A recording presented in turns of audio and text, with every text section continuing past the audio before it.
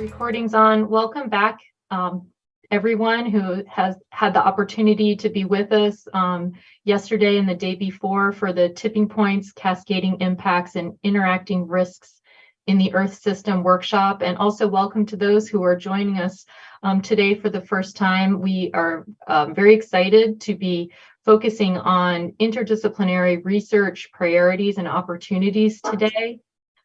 We're going to look at the agenda in just a moment, but first I'm going to turn it over to the National Academies staff to go over some information to get us off the ground.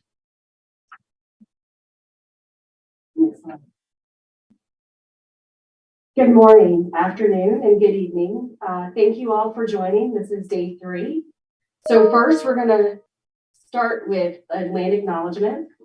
So just to start off, we'd like to acknowledge this workshop is virtual, but the Academy's headquarters and staff are physically located and housed on traditional land of the Nanchaktak, Anacostan, and Piscataway peoples, past and present.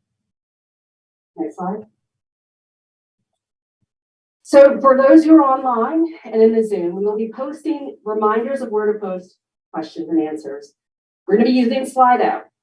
You can either go to the slido.com link and then enter in that number, and or from a mobile device, you can actually scan in the QR code. And from that, I'm going to turn it back over to Kristen. Thank you, Margot. Okay, so today we're doing a few different things. Organizationally, it shares a lot of patterns with yesterday and the day before.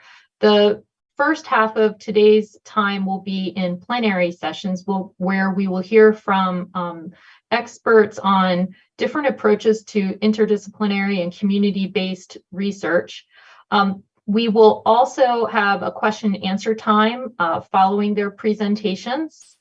There'll be a break, and then we'll move into an opportunity for participants and audience members to share their thoughts. And those will be around 3 different guiding questions that were directly part of our statement of task. And they're in 3 different areas, but they're all very important to moving forward in research on tipping points, cascading impacts, and interacting risk. Following that, the committee we are doing our best to take what we have been learning for the last 2 days and what we're learning today and to synthesize this so we can present that back to you and we can consider ways forward.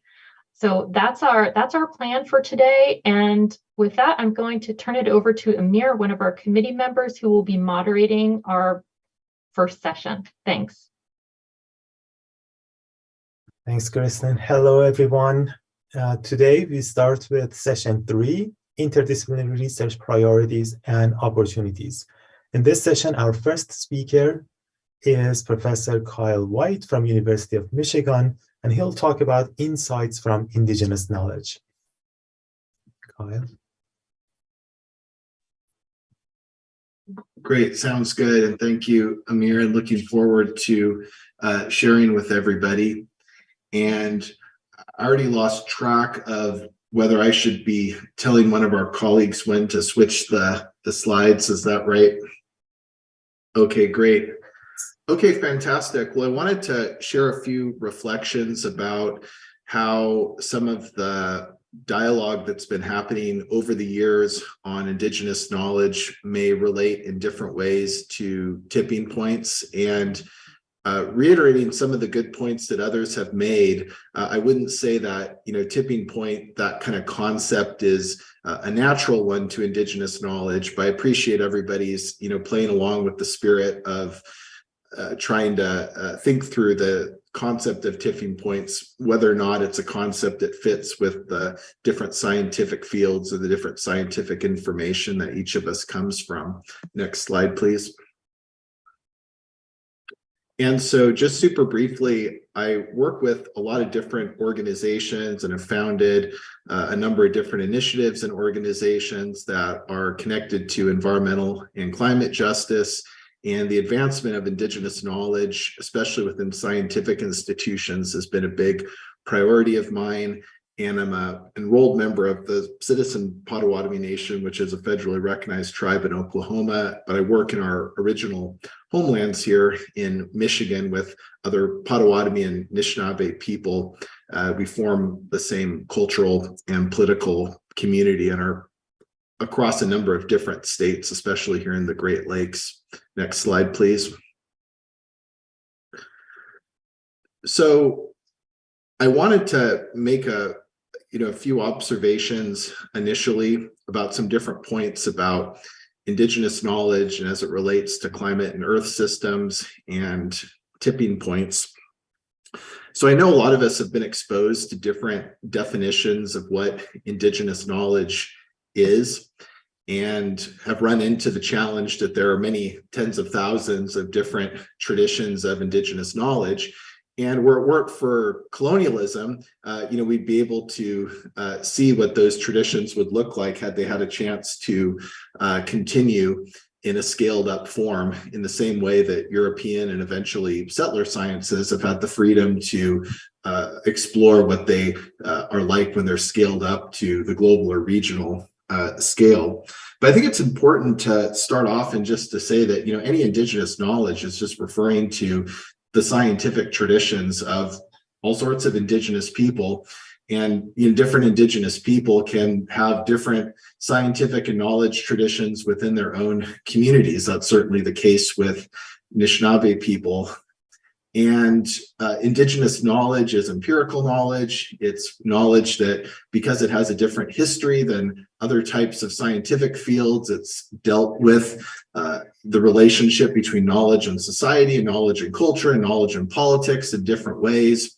And so given that for a number of decades, Indigenous knowledge has been ignored or even just suppressed through residential and boarding schools, we're now at a point where we're trying to revive the importance of that knowledge and to uplift the knowledge holders themselves, the Indigenous scientists, the Indigenous knowledge keepers. And a huge part of the protection and uplift of Indigenous knowledge is the revitalization and maintenance of Indigenous languages. And so anytime we talk about Indigenous knowledge, there's both the idea that there's particular systems of Indigenous knowledge for particular communities, but there's just also this global dialogue happening across Indigenous people and across many scientific fields where we're talking about Indigenous knowledge at a fairly general level. And Indigenous people do a lot of note comparing, a lot of discussion, especially when we're pursuing our rights, because if we can work together as Indigenous people from all over the world, if we can find some common ground about our knowledge systems, then we're going to be able to more forcefully advocate for our rights to protect the role of Indigenous knowledge locally, but also within the scientific bodies and large global scientific institutions. So a couple of points kind of moving into this idea of what Indigenous knowledge might say, or how Indigenous knowledge might relate to something like tipping points. So first, in the different traditions of Indigenous knowledge that I'm exposed to, including the ones that I kind of come from and have inherited, Indigenous knowledge is really knowledge about how to get things done. I've never encountered an Indigenous knowledge tradition that separated knowledge of phenomena from how you actually would act on that knowledge. So somebody who's a knowledge keeper is not somebody who can just tell you about the various dynamics or relationships in an ecosystem, but they can also tell you what's been learned over the years about how to steward that ecosystem based on knowledge of those relationships and dynamics. And I think a lot of Native people, at least people I know, get puzzled when somebody might claim I'm an expert in sustainability, but the politicians don't seem to understand what to do with my scientific knowledge or my publications or my inventions or my innovations. I think for a lot of Indigenous people, they'd say that is a horrible predicament to be in, and we hear you because that happened to us too. But you probably shouldn't call yourself an expert in sustainability or climate change if you don't know how to enact that change.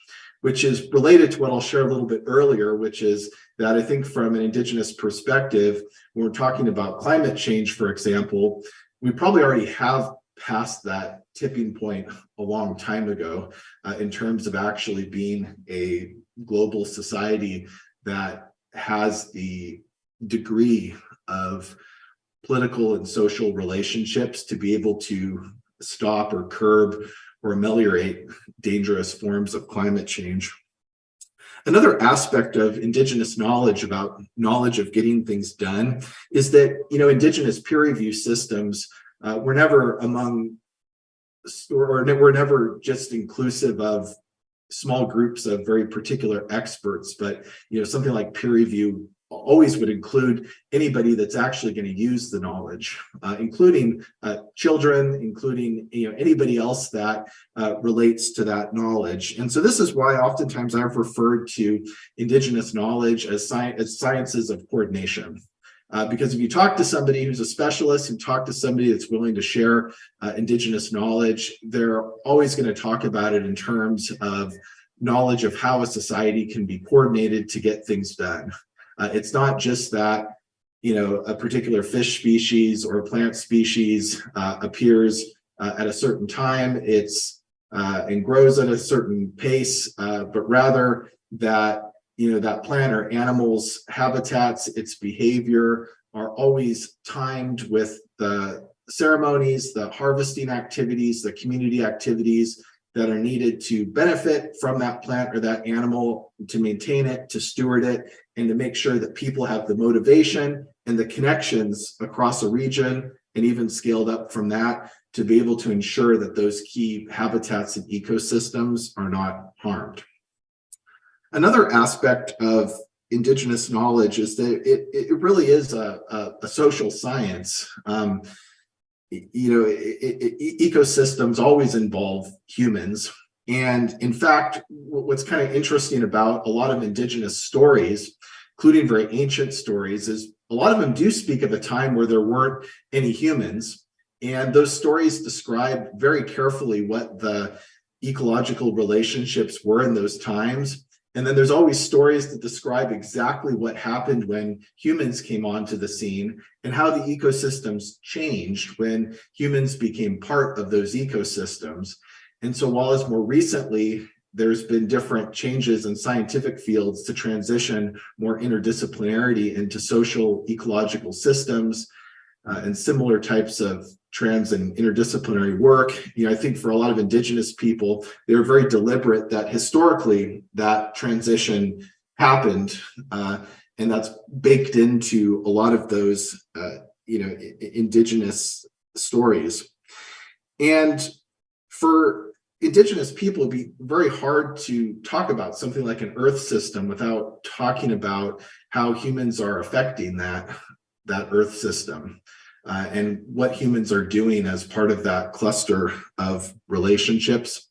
And lastly, I wanted to mention that in terms of non-Indigenous social science, there is a pretty important history just to keep in mind about how Indigenous people actually did contribute to European and settler conceptions of complexity or systems or cybernetics or other areas. If you look at a lot of the development of some of those interdisciplinary fields, a lot of the early developers in the 20th century were actually looking at anthropological reports of Indigenous people's knowledge and Indigenous people's social system. Of course, those anthropological accounts were pretty butchered, but nonetheless, a lot of those insights were actually foundational to some of those fields. And there's many anthropologists that continue to comment on different systems aspects of Indigenous knowledge and practice. So that's often not the same thing as when Indigenous people themselves talk about and use that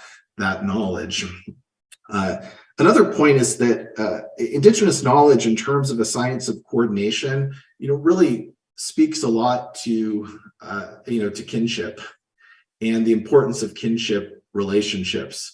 And kinship relationships are the ones that you really need to get things done. And I'll say a little bit in a second about kinship, but when you have good kinship with people, it means you have good trust, you have good consent, you have good accountability.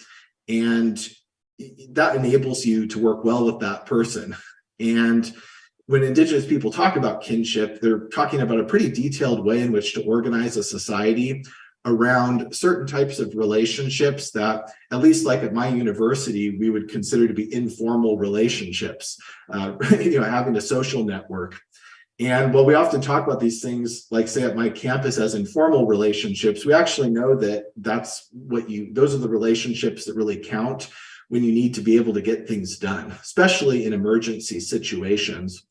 And today, I think a lot of people look at Indigenous kinship systems and they just think about like the local tribal unit. And people forget that historically, Indigenous kinship systems were scaled up, starting with the family unit, moving to the clan, the lodge, the band, the tribe, and multiple other formations that we know now scaled entire continents. And so kinship has the capacity to be regional and global. I think a lot of people have just lost track of what that looks like because those particular scaled up versions of Indigenous knowledge were suppressed and destroyed. And it puts us in this kind of situation with regard to thinking about climate change and tipping points where, from our perspective, we've gone backwards. If you look at something like the Peace of Montreal Treaty in 1701, Indigenous people from all over the map in North America were able to contribute to that huge peace treaty. They signed the treaty with their clan symbols, their actual kinship representation alongside the European signatures, and they were able to coordinate just tons of different Indigenous societies and European societies and were respected as sovereigns. And that was like, quite a few centuries ago.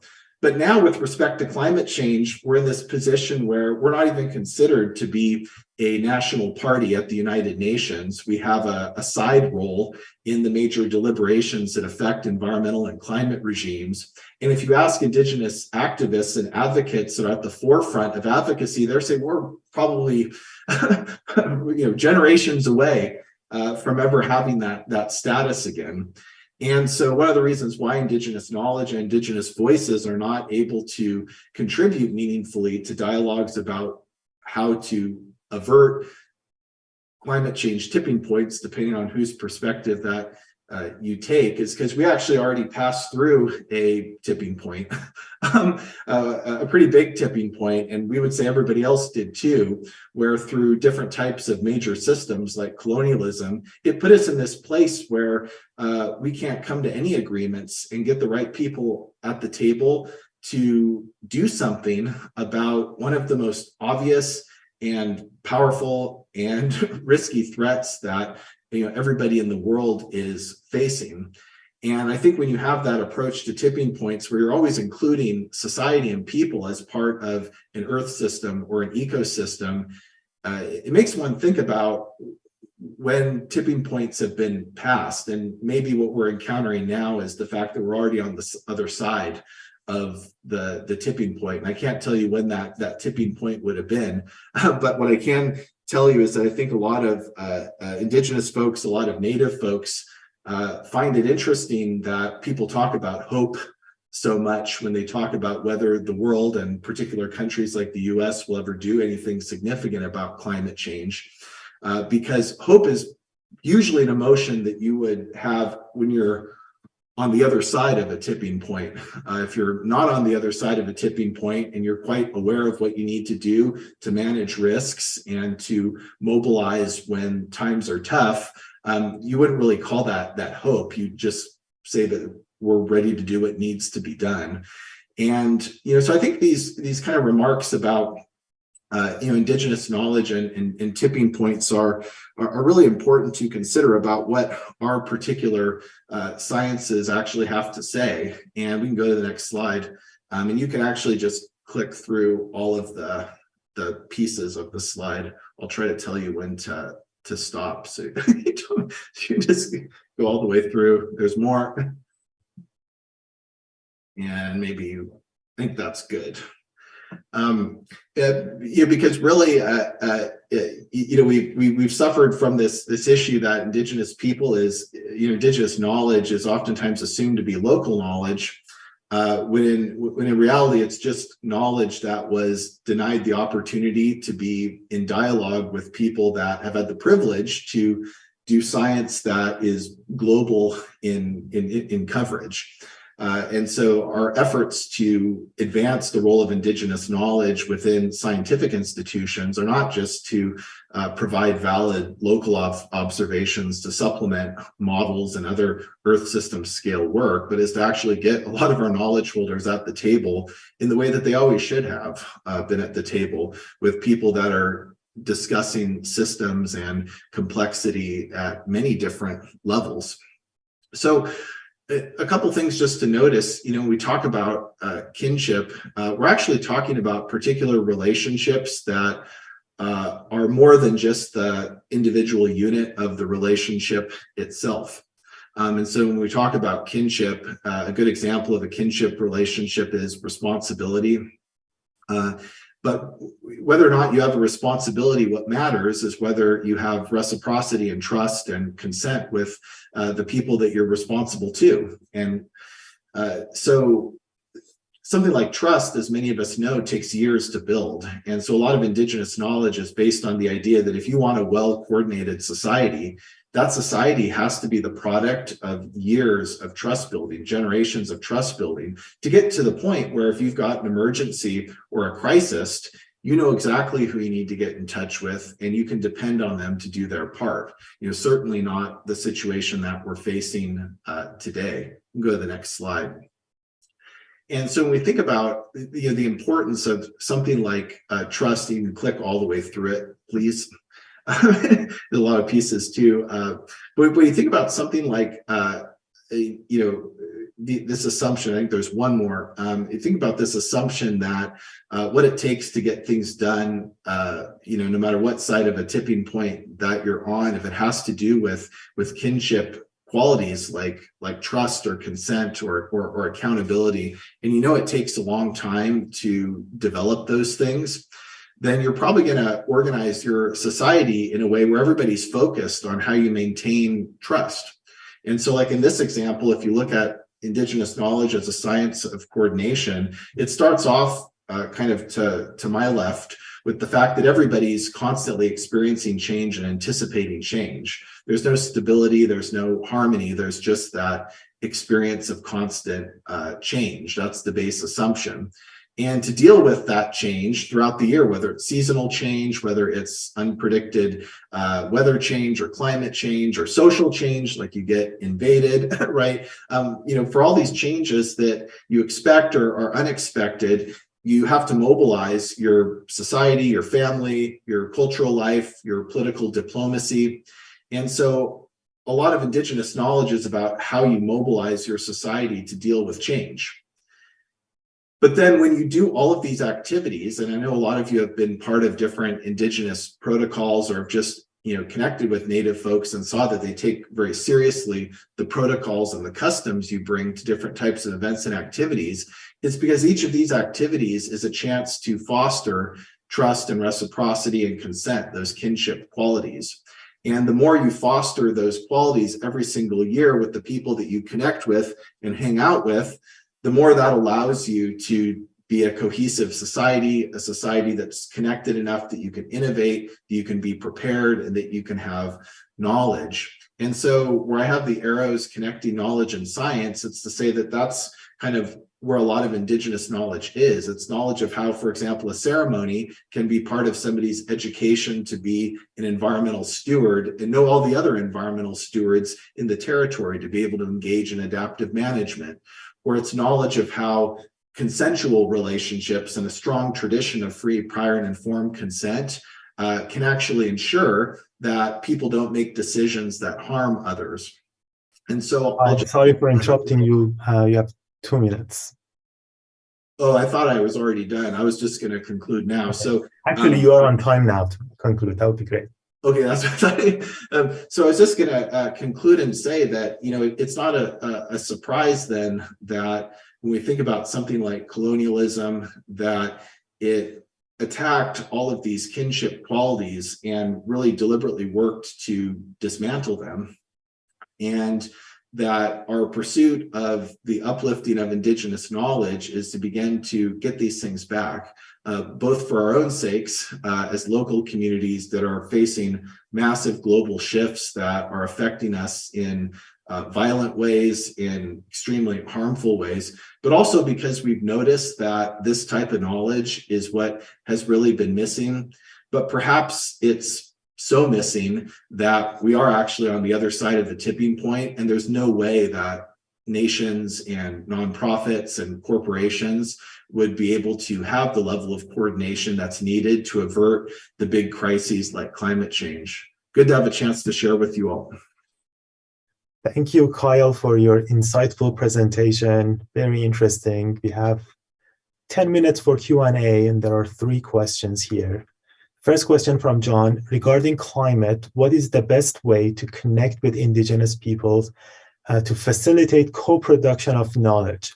How can folks on the outside maybe work toward a positive social tipping point? Yeah, absolutely. Well, I think this question is it gets at an issue that may feel like a tension, but maybe it's not. So, for example, most of the tribes that I work with, even though I'm Native, I've built relationships over many, many years with them. And I've worked with them on all sorts of stuff that's not related to, I guess, what my dean thinks my particular research stream is. But that's what's enabled me to do a lot of work with them, to do a lot of climate change planning work, to do a lot of knowledge co-production. But that's meant I've had to do things in certain ways. For example, at my university, I think we expect that anything that we put labor into, we can publish and make public. I'd say that 90% of the co-production I've done is wholly internal to tribes. They do that, they do with it what they want. And I guess on my annual review, I might say that I did X, Y, and Z, but certainly not something that's public. But that kind of trust building is actually what it takes to support tribes, but also to elevate tribes to be able to operate at the international level as well. It's important to note that in order to empower Native people to advocate on their behalf and advocate for solutions that others should know about, you have to have those strong relationships with tribes. And I think the tension here, though, is that all of this takes a long time to do. And the reason it takes a long time to do is actually not just because there might be some people that bring biases or prejudices. That's not really the issue. It's because the distance between Native people and others has been, it's such a huge gulf. There's actually no way to narrow that gulf in a short period of time. And so I think that the problem is that we might not be able to do all of the co-production we need to do in time to avert many of the harms from climate change, but there's no other way to do it, because if you try to do it too quickly and you run roughshod over trust and consent, it just makes things worse. And so I think we need to grapple with the reality that if we actually think about tipping points through an Indigenous or a different cultural lens, then we all of a sudden see the tipping point in a different light. It's actually not something that could still be averted. It's actually something that probably was passed a long time ago, and we're already living in the breach. We're already living in the apocalypse, right? So anyways, we can go on to the next question. Thank you. The next question is from Rich Blaustein. Do you feel Indigenous peoples have more input with regard to biodiversity and the Convention on Biological Diversity in contrast to climate change? Are there things learned from this focus? That's a good question. I think Native people in different ways, have probably been more involved in the, like in CBD and some of those discussions, but I would say that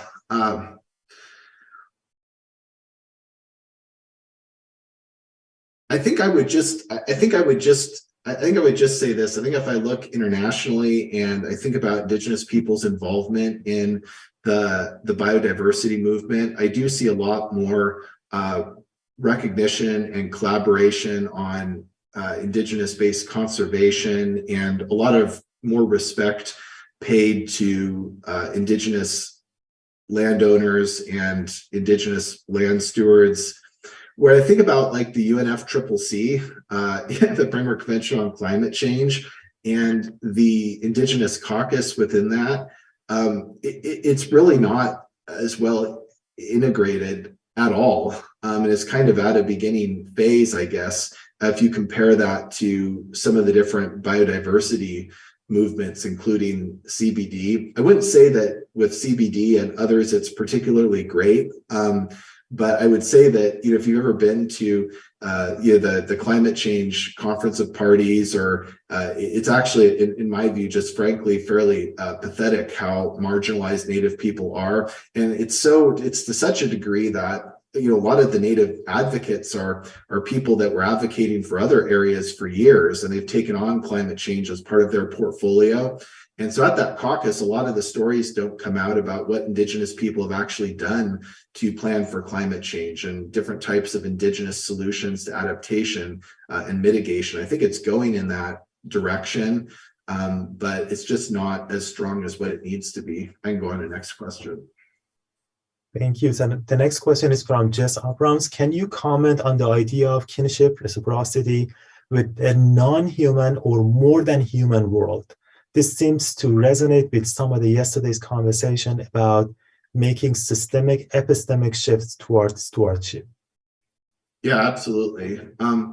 Well, I think a couple points on that. I think every once in a while it's gotten lesser and lesser, but I'll run into a scientist that kind of bristles at the idea that that you could refer a scientifically credible way to your relationship with a plant or an animal or an ecosystem in kinship terms, which is kind of funny because there's a lot of Native people that do the same type of science and produce the same type of studies, and the whole time they're thinking about their relationships as kinship relationships, and it doesn't really affect the science unless you'd actually do something which Indigenous people's knowledge generally prescribes, which is if you believed so deeply in a certain spiritual relationship that you ignored the evidence before you that plant behaves very differently, that would actually be something that I would see more commonly in a non-Indigenous religion than in an Indigenous one, right? If somebody wasn't able to successfully harvest or steward because they had some faith-based or other belief about the environment, that would be seen as a pretty big offense against Indigenous empiricism. But in terms of how these relationships work, I think a lot of Indigenous knowledge, there's a lot of humility about the fact that these relationships, these kinship relationships, don't transfer over, and that there's actually a big difference between having kinship with beings that you can speak more of a common language and those that you don't. So for example, for Anishinaabe people, our fundamental way of differentiating the world is who's kin and who's not kin. And it's not to say that it's bad to not be kin. What it means is that if for any plant or animal or human that's not kin, it means I can't really expect to do much with them and to coordinate with them and understand them unless I get involved in a kinship relationship with them. And so it's important then to understand that the more kin you have and the more it's genuine kin, the more you can do, but that each type of kinship involves a different way of building that kinship. And so if it's with people that you might share a common language with, well, that's one thing, right? We can come to certain terms of agreement. We can have respect for our consent, for example. But what does it mean to have respect for consent in relation to weather or an animal?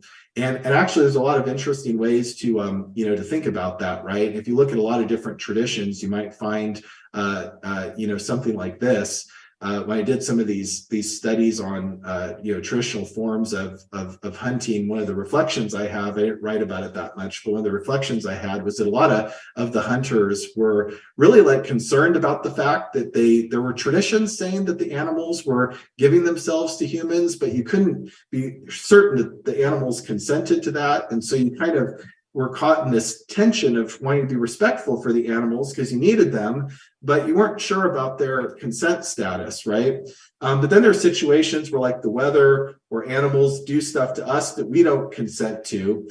And that's supposed to trigger the idea of, well, why? I mean, we didn't consent to it, but why are they doing it? Is it something that we did, or is it something that we can't control? If it's something we can't control, how are we going to get organized about it?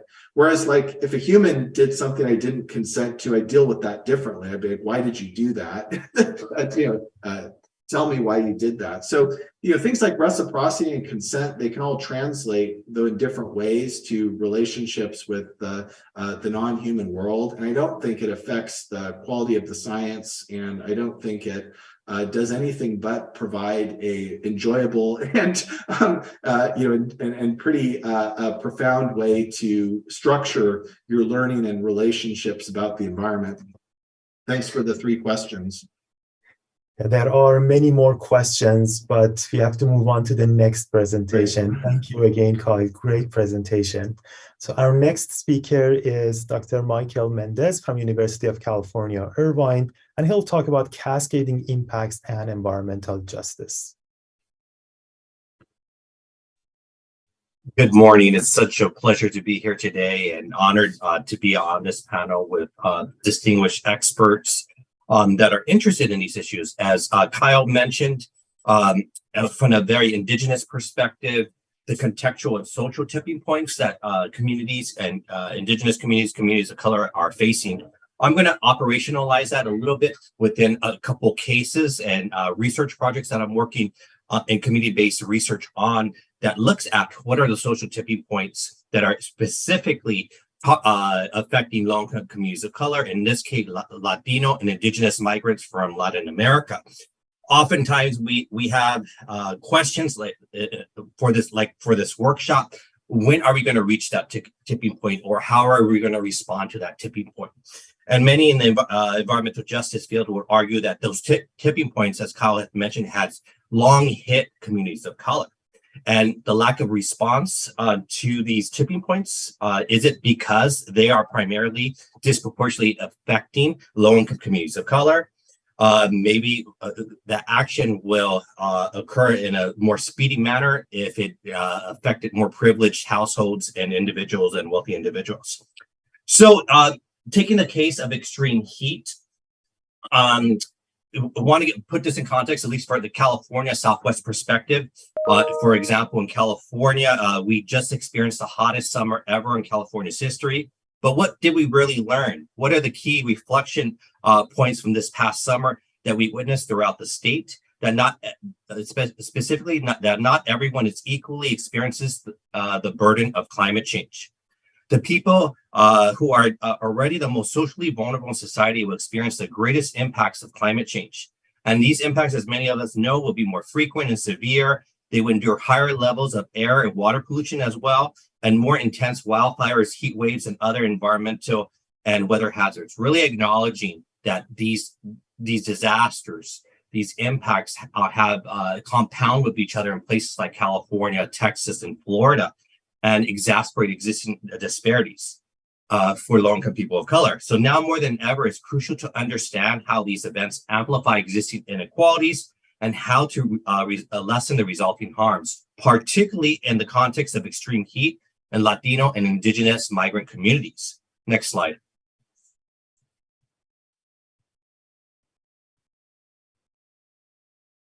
Next. Oh, thank you there. So when we talk about heat waves and extreme heat and other types of climate impacts, it is often articulated in abstract terms without the faces or human-centered approaches to understanding disparate impacts and the root causes of these systemic injustices. Next slide.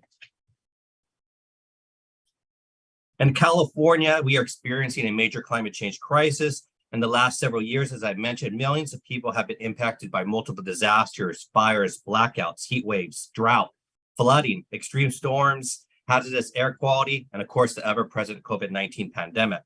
These compounding disasters have cascading health, social, and environmental and economic impacts. And due to existing structural inequality, these impacts are disproportionately affecting low-income people of color. In essence, events like extreme heat in California are not isolated disasters. They now compound with other hazards and comorbidities, or what is called a syndemic in the field of public health. So now more than ever, it is crucial to understand how these events amplify existing inequalities, and again, how to resolve the resulting harms. These populations, such as Latino and Indigenous migrant communities, are already experiencing an undue burden of marginalization, disenfranchisement, and discrimination in their everyday lives before these disasters or cascading events. These communities are already underserved and are the least prepared to recover from the most severe harms caused by the climate crisis. In essence, they experience a form of hyper-marginalization when a disaster like a heat wave occurs. Next slide. Migrant farm workers, and in particular, indigenous farm workers in California, endure exposure to extreme heat combined with physical labor that can be deadly. Numerous migrant worker deaths occur each year due to such conditions. The CDC reports that heat deaths among farm workers are 20 times greater than among U.S. civilian workers. Even when farms are in compliance with heat-related safety regulations. Moreover, research has shown that from the years 2005 and 2014, 198 non-U.S. citizen deaths occurred in farms, which is over the triple that of U.S. citizens. And this is likely higher due to the underreporting because of undocumented status. Further, many of these deaths and illnesses may not be counted due to also linguistic and other cultural barriers, as I mentioned, in immigration status and other factors. Moreover, farm workers may be more vulnerable to extreme heat illness due to existing health and social disparities. This vulnerability will be heightened due to the warming climate and growing demand for food. And this labor will largely occur during the harvesting months, which coincide and now compound with the most extreme weather events and disasters like wildfires as well. Next slide. In response to these cascading impacts or compounding disasters, migrant rights, in particular indigenous migrant rights organizations that primarily were established, NGOs that were established for labor and immigration rights, are now being thrust into the climate arena, into environmental justice issues, not because they wanted to, but because they're forced, because essentially federal, in particular state and local government, often do not provide disaster or climate adaptation resources to undocumented migrant communities. So these organizations become stopgap measures when these disasters occur and coincide with the COVID-19 pandemic. So for the last 3 or 4 years, from wildfires, extreme heat, flooding, COVID-19 pandemic, these migrant rights groups have come together to provide disaster mutual aid in absence of federal and mainstream philanthropy and mutual aid. They're providing mutual aid, cash assistance, healthcare. And they've been doing this for the last 3 or 4 years on shoestring budgets and really unable to absorb the needs of this clientele and these services that they were never set up to do. So recently, in September 2002, just a couple of months ago, they convened the first in the country UndocuFund Summit, where these organizations that are providing cash assistance, emergency relief funds, and other types of healthcare services during disaster came together to advocate and provide a way forward to ensure that these disparate impacts and lack of resources and planning don't occur again. I served as an academic advisor, and this really highlighted still in a place that's seen as very progressive as California. Much work needs to be done in environmental justice, particularly on language justice issues and cultural sensitivity and disaster planning, in particular around indigenous languages that are often not translated and not provided interpreters. The next slide, please. And to put this into context in one specific region, like the Coachella Valley, oftentimes these weather events and existing health disparities alone do not cause death from illness. But it's important to understand that it's systemic. It stems from discrimination, historic disinvestment in communities of color, and labor exploitation, among other factors. So to put these environmental inequities and regional wealth gap into context, I want to focus your attention to this local music festival. You probably know it simply as Coachella, which brings celebrities, artists, and music enthusiasts together. The average attendee pays $2,500. For comparison, the average annual income of a farm worker is less than $18,000. Housing affordability is a major issue, which leaves many migrant farm workers living in their cars and also sleeping on parking lot floors during the summer months because it is too hot, over 90 degrees even at midnight. Though rare, the Southern California region is also the only place in the United States where scientists have documented heat-related deaths during the winter months due to hot, gusty winds. In addition, residents in eastern Coachella Valley often live in dilapidated mobile home parks with no air conditioning located on Native American lands. Undocumented migrants often endure unsafe environmental conditions because federal immigration agents often cannot deport them on sovereign territory. These compounding environmental disasters and inequities is a new line of research that I hope that more scholars and practitioners highlight about these inequities. Next slide. But the heat impacts on Latino indigenous migrant communities are not restricted to only agricultural settings.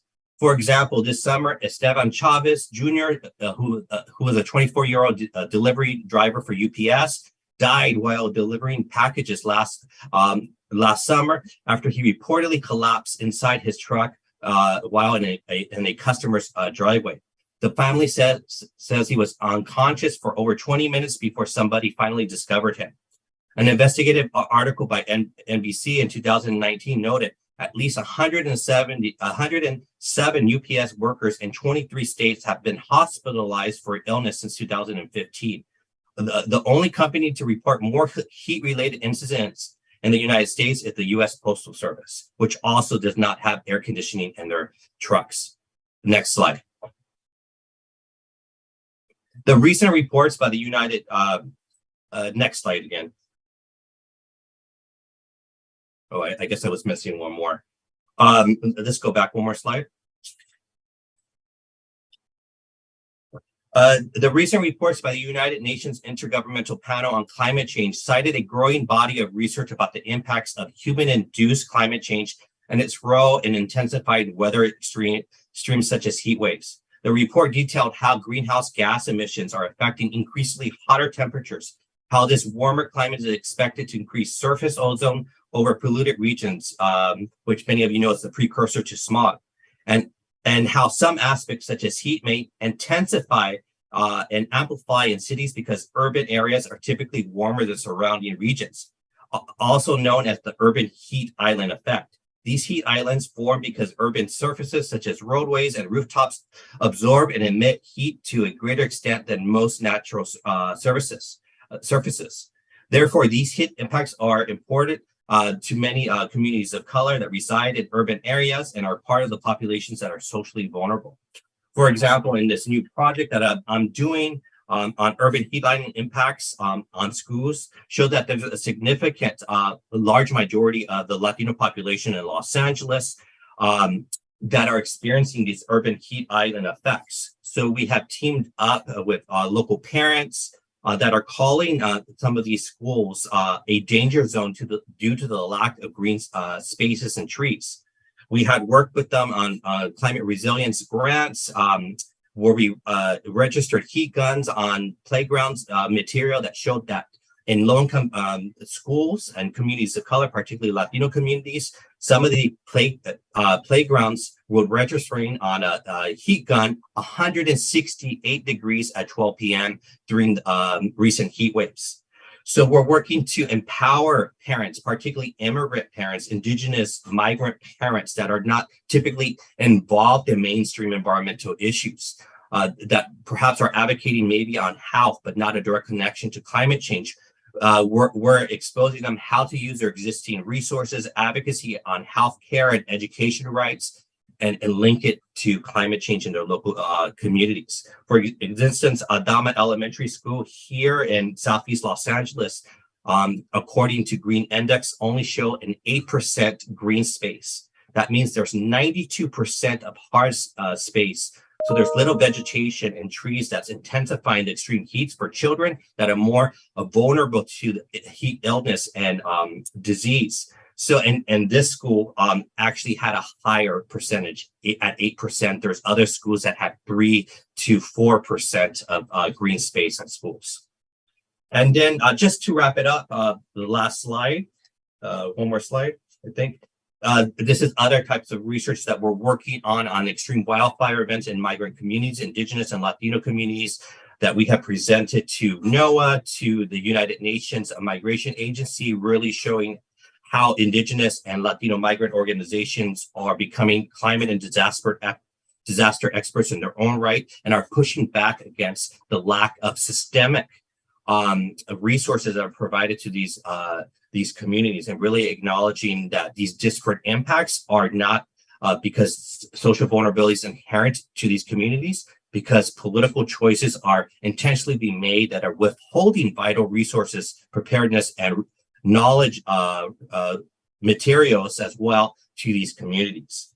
Next slide. One more slide. And then just to wrap it up, there's a need for diverse leadership in our climate and disaster fields. At a recent oversight hearing of Congress, Curtis Brown, one of the leaders of the state of Virginia, really highlighted the lack of diversity that our disaster management, and this could extend to our climate change science and management as well, is too white and too male, and does not represent the communities that are first and hardest hit in these climate disasters. So we really need to embrace migrant communities, civil society groups that are advocating and producing knowledge, both policy and science-based, to have better outcomes in these communities and better safeguard them. So thank you for this opportunity. Next slide. And thank you for this opportunity to highlight some of the work that we're doing that's community-based and impacting some of the most marginalized and hyper-marginalized communities during climate-induced disasters. Thank you, and I look forward to talking to you more. Thank you, Michael. Very interesting presentation. We have quite a few questions. So I start with the first one from Sirku. You mentioned the California Undocumented Summit organized by NGOs. Could these types of processes eventually improve the procedural and recognitional justice of vulnerable communities for both civil rights, but also adaptation planning? Yes, thank you. That's an excellent question. So as I mentioned before, that was the first summit focused on undocumented immigrants, undocumented immigrant serving organizations that looked at mutual aid during disasters and other climate-induced events. And I serve as an academic advisor and like to thank the philanthropic community, such as the California Community Foundation, the Latino Community Foundation, the Santa Barbara Community Foundation, that came together to help convene that. And it did provide a space where primarily 23 serving organizations, advocates came together, along with the philanthropic organizations and a few policymakers, to have a space to share knowledges across regions, across populations, both Latino and Indigenous migrants throughout Latin America, as well as Black migrants also attended as well, and acknowledge first and foremost how these issues are systemic, and that two, how climate-induced disasters in the home countries in Latin America or the Caribbean, such as Haiti, are pushing individuals to migrate to the United States. So no longer is it just social economic issues as the main driving force of migration, but environmental decline and climatic events and disasters are pushing people to California. So they're fleeing their homelands in part now because of these climate-induced disasters. They come to the United States, oftentimes undocumented, And because of that immigration status, they're pushed into the labor force into regions that are have the highest climate risk in the United States, such as agriculture. So they flee their homelands in part, not entirely, but in part because of climate change. They come to the United States, and they're also first and hardest hit.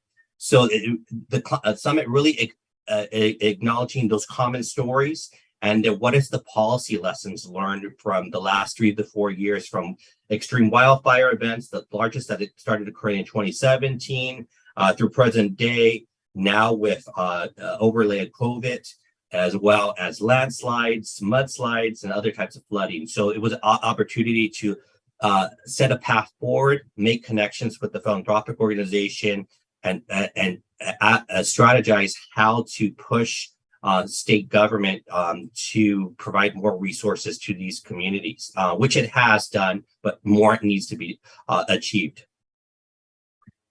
Thank you. So another question from David Doe. Has EPA's National Environmental Justice Advisory Council program being helpful in addressing heat wave effects on Latino or indigenous populations in California?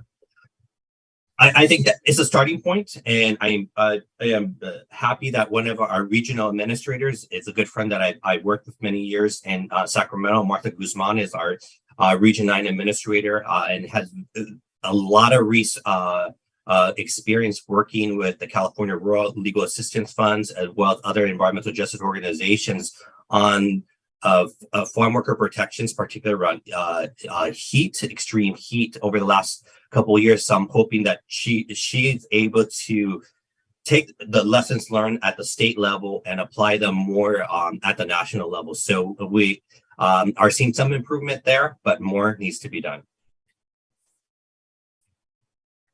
Great. So another question from Dipanjana. Energy equity and building resilience among people who are more exposed is really important. This requires focused action plans. What should be 3 major recommendations related to this issue, energy equity? First and foremost is acknowledging the knowledge and experiences that these communities have.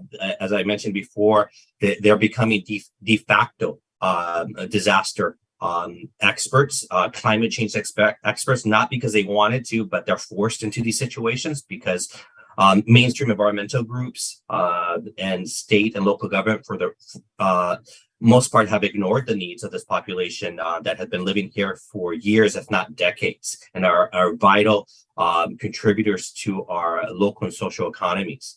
So first and foremost is bringing it into the table and seeing them as a partner and building trusted relationships before the next disasters happen.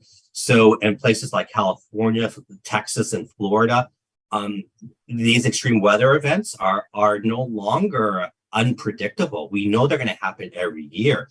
So a lot of work and trust building needs to be done first with these communities, having them trusted partners, having them be part of the communication strategy and interpretation of both Spanish, indigenous languages, governments, in places like Santa Barbara, Ventura, when 2017, and even in Sonoma County in 2019, did not have a sufficient amount of Spanish interpreters. Everyone thinks of California being this grand Latinization of the state and how progressive it is to the Latino population, but there's many counties here that do not have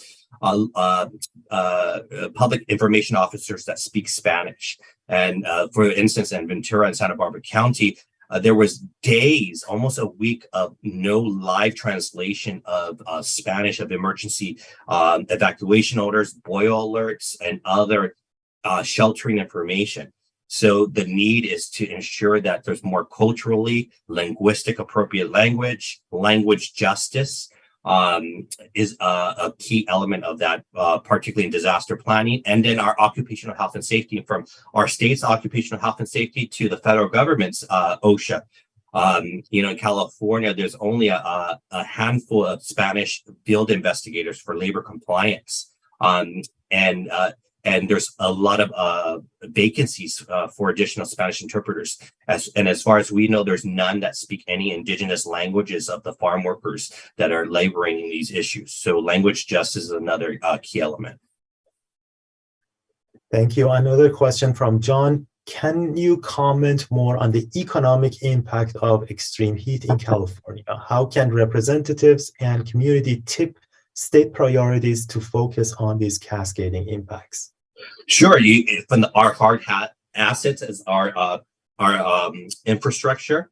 If that's our electricity, if that's our hospitals, and other types of issues, to our digital communication. The California Community Foundation and also Alliance for a Better Community, which I sit on the board, recently has published information about the digital redlining and really highlighting how low-income communities of color are not only not connected, which we already knew, is that they have the poorest digital infrastructure.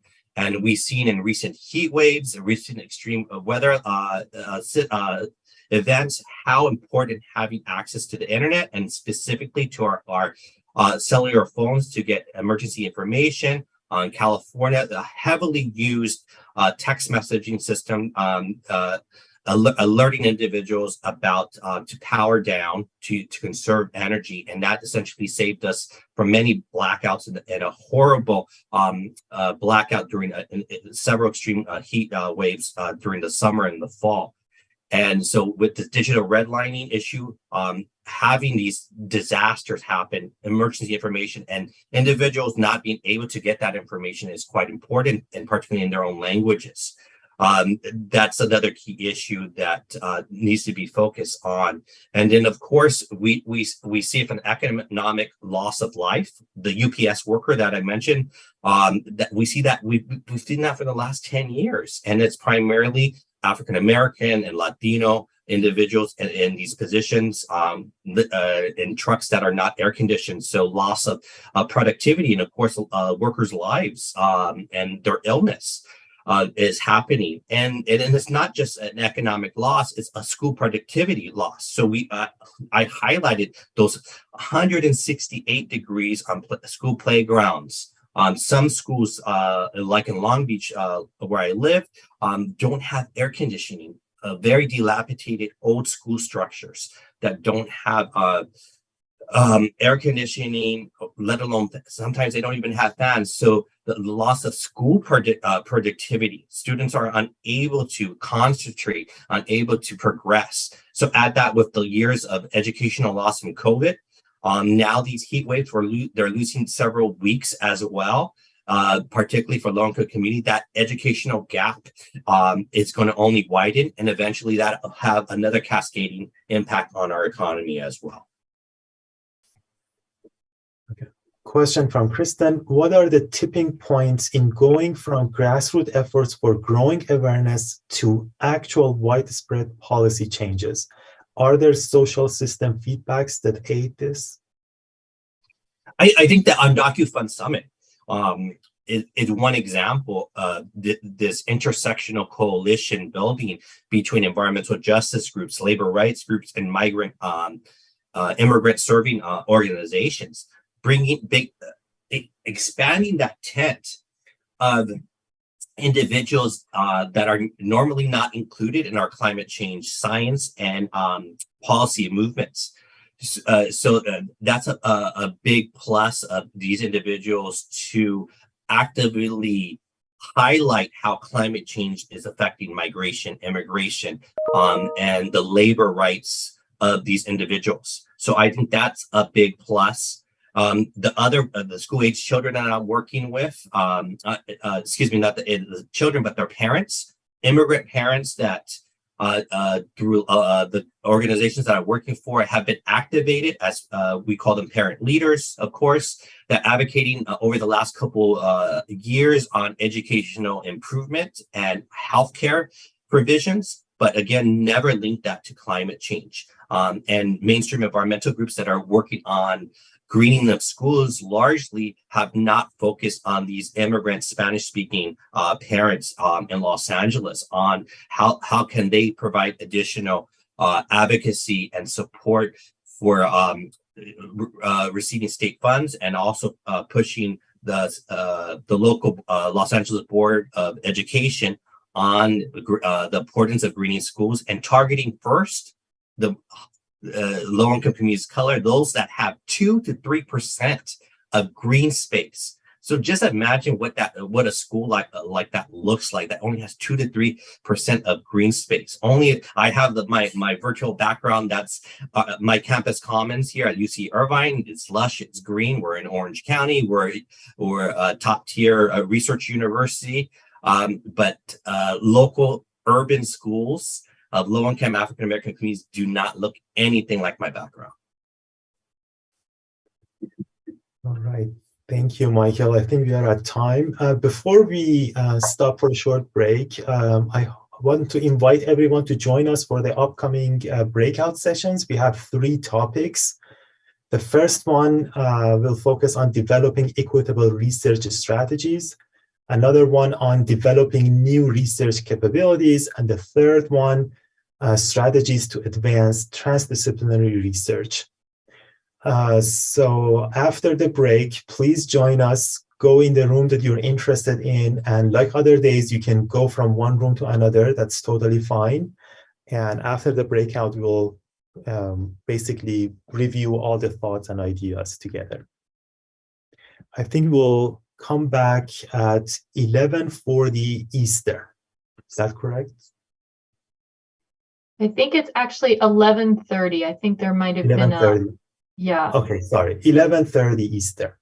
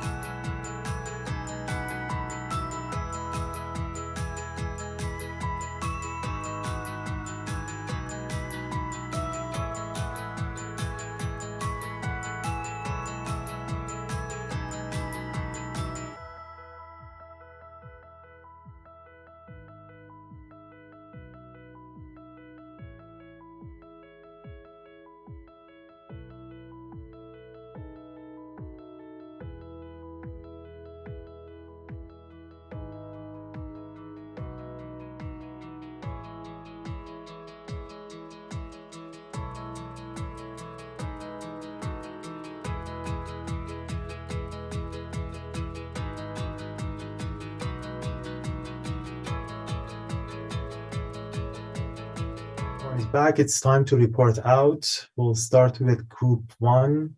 Simon? Yeah, thank you, Amir. 1 second while I bring up window number 400 that's open on my desktop. Okay, so we had 3 really interesting discussions on the question of how can research priorities be identified, studies be conducted, and response strategies be designed in a manner that is inclusive and equitable for a diversity of participants and engaged stakeholders. So point number 1, the sort of preliminary point, is that the notion of diversity needs to be unpacked a little, because there are lots of dimensions of diversity, whether it be ethnicity, income group, or simply epistemic community. So there needs to be start with a sort of an understanding of that, an agreement on what kind of diversity is being aimed for. Second point, which was all groups raised, I think, is the importance of long-term relationship and trust building.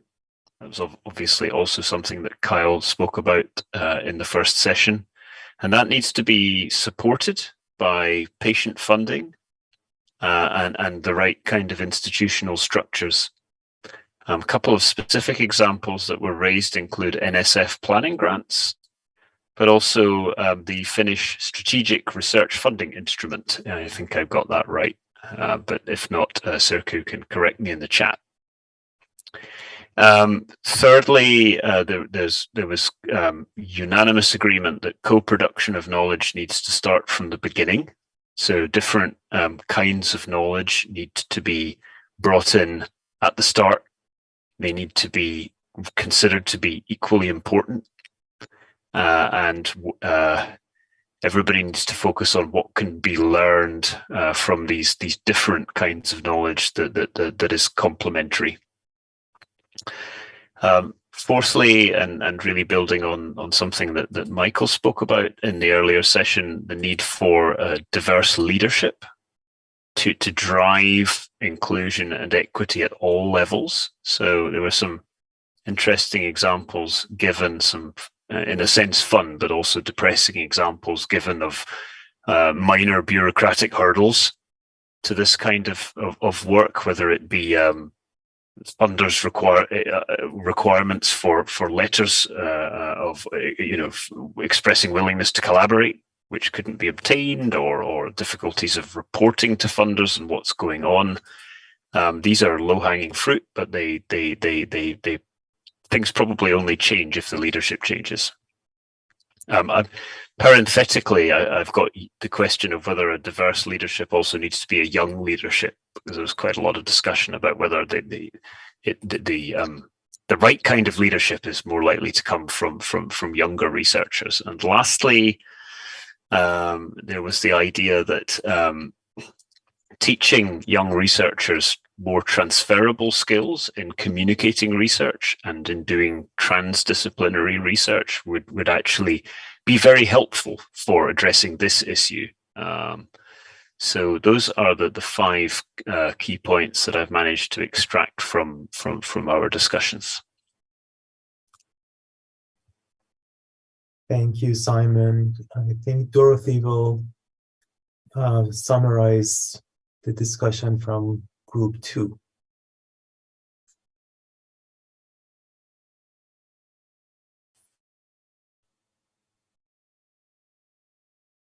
I think you're mute. Thank you. Like Simon, I have hundreds of windows open here. Let me get back to the one that has my notes over here.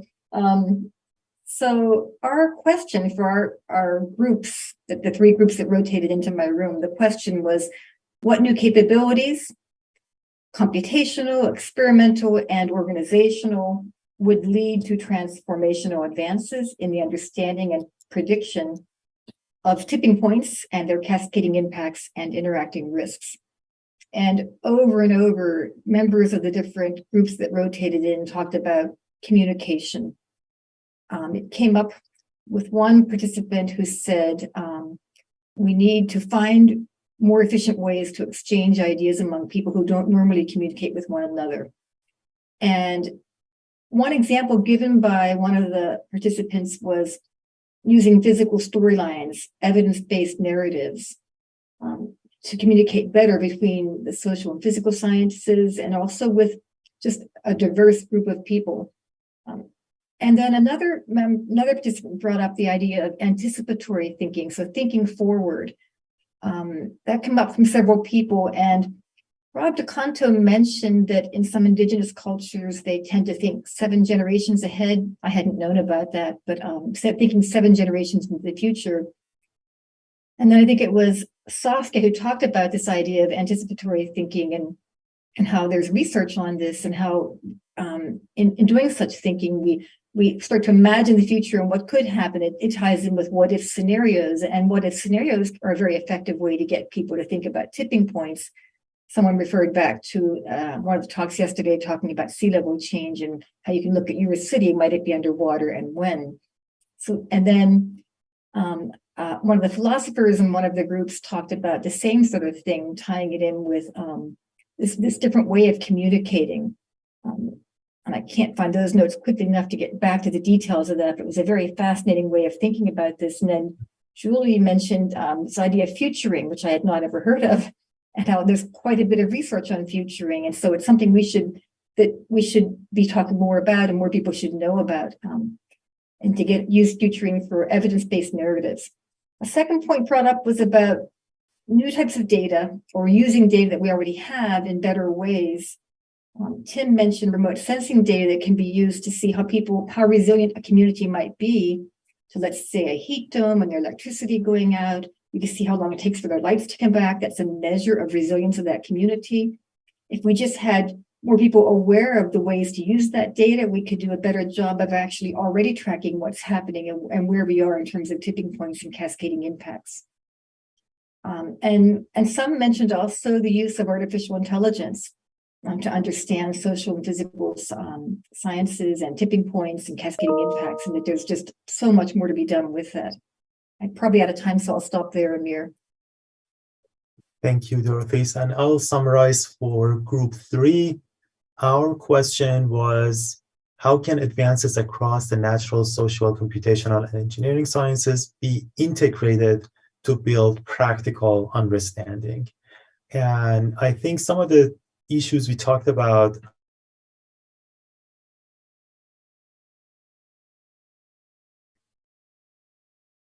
Sorry, I think I got disconnected for a second. I don't have good internet. Some of the issues we talked about are also mentioned by Simon and Dorothy. So for example, we talked about community-focused research, like starting with communities and ask what questions are important to them, like a bottom-up approach. And typically those questions are broad, and different scientists from different backgrounds need to get together to answer those critical solution-oriented questions. And an AGU program was mentioned, Thriving Earth Exchange, as a good example. It's a program that highlights solution-oriented research, and also the fact that AGU rewards some of those solution-oriented research can be like a kind of motivation for different scientists from different fields working together, some solution-oriented research. AI and remote sensing are also mentioned in the context of bringing people together, because again, those are like general areas with broad applications to different fields, from social sciences to physical and natural sciences. And those kind of interdisciplinary projects with those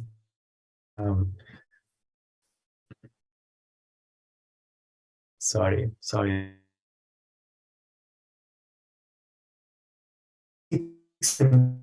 collaborative research. Another point was bringing governance experts into the interdisciplinary research around tipping points to make sure what we do is practical and it has practicality of the solution, basically.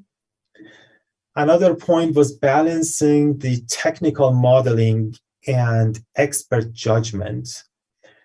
So putting less focus on just technical modeling, bringing expert judgment into our models. And of course, it was mentioned that it takes a long time for people to get together and work together, and that's a big challenge always.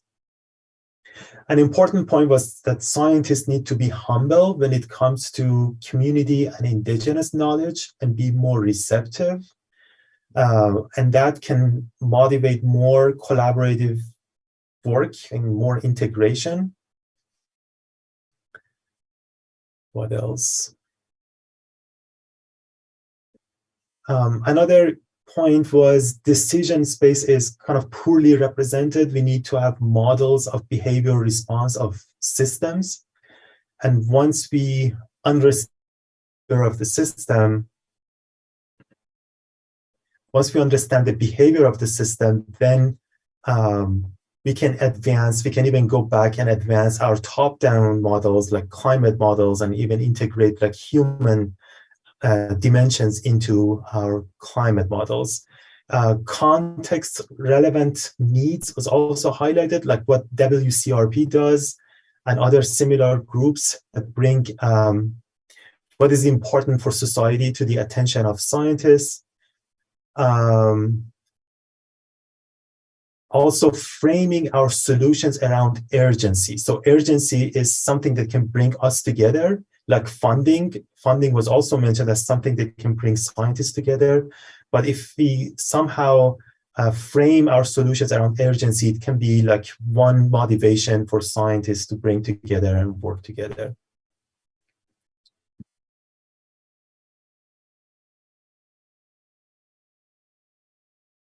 Another important point was we need to start with desired solutions, not something that we have, but something that's ideal for us.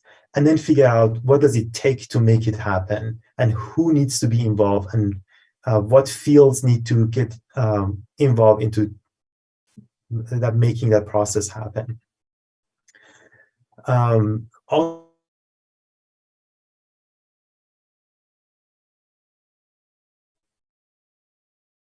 Assessment of interdisciplinary research by scientists from other fields. So even disciplinary science by scientists from other fields. For example, research done in ecology reviewed and assessed by engineers maybe, or social scientists. And an effort by EU, I think, was mentioned that was mainly critical assessment, like critical assessment of different things like nature-based solutions and how and what are the big needs and advance and basically motivate people working together. I think I covered everything we discussed. I apologize if I missed anything, but I stop here.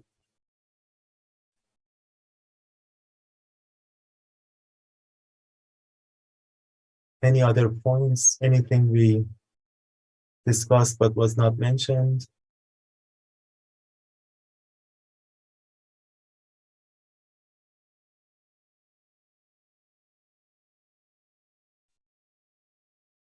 Have all the groups reported out? Yes. Was there one from, was there a Slido report out for this? I think I saw Hugh nod. Yes. Okay. So first of all, I want to say a really big thank you to everybody who participated on Slido. We had a really great discussion on there. So thanks so much for putting in so many great points.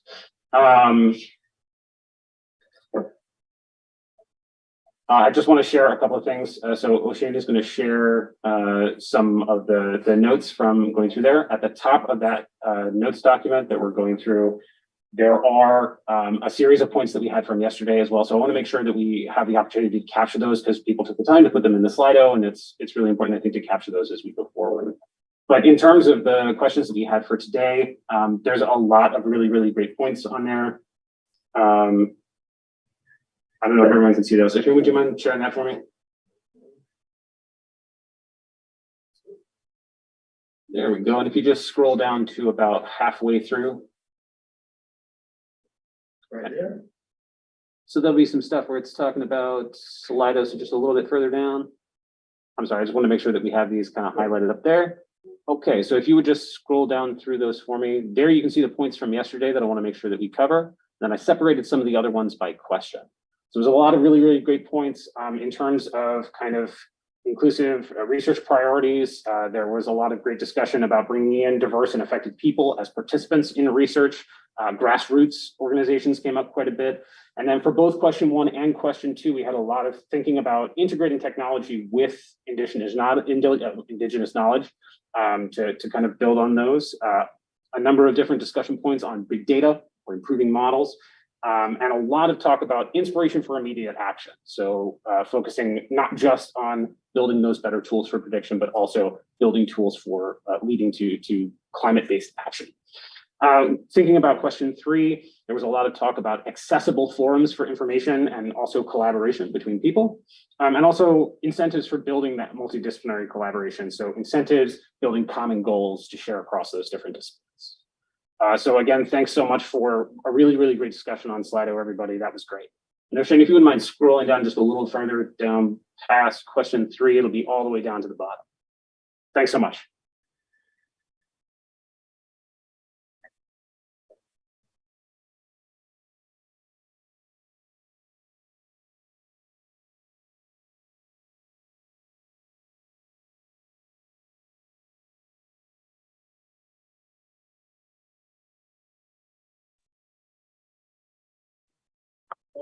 Thank you, Hugh.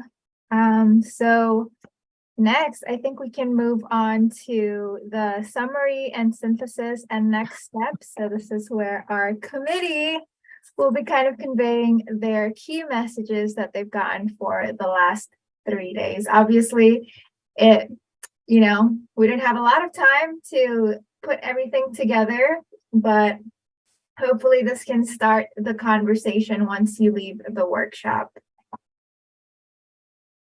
So staff will be sharing the slides in a moment. Okay, so they will share the slides, and I will do my best effort to walk us through what we see as some synthesis high-level themes. Please recognize that these were our best effort in a short time, and I'm sure there are omissions. But we will have time after this to kind of walk through in a more detailed way everything that's been learned over the past 3 days. So to begin with, in setting up the goals for the workshop and some of the background of the workshop, we were connecting it to the 2021 Next Generation Earth System Science at the NSF Consensus Study Report. And one big takeaway from what we've heard for the last 3 days is that the research directions on this specific workshop topic on tipping points, cascading impacts, and interacting risks, the conversation very much aligned with the vision for that report and many of the characteristics. So the 5 bullet points listed there seem to be themes that bubbled up again and again, that what in the conversations that we heard and the points from the speakers that were being made, taking an integrated approach is essential for research on tipping points, impacts, and the associated risks as they are in the broader Earth system science research. We also very much saw that there is equal importance for research in natural science and social science if we're going to approach this with a systems perspective. So the processes in those 2 areas have to be interconnected, which gets us to the 3rd point. So exploring interconnections and feedbacks are essential, working across a very wide range of scales. And then again and again, and with particular emphasis today, the value of working with diversity, equity, inclusion as a framing for the entire research process. Next slide. Okay, we started on Wednesday thinking about kind of laying out parameters for what does tipping points mean. And we recognized that there were operational definitions that spanned a wide range of scales, thinking about core tipping point elements at the global scale, such as like elements related to major ocean circulation, major currents in our oceans, down to very local impact, social tipping points on the atolls.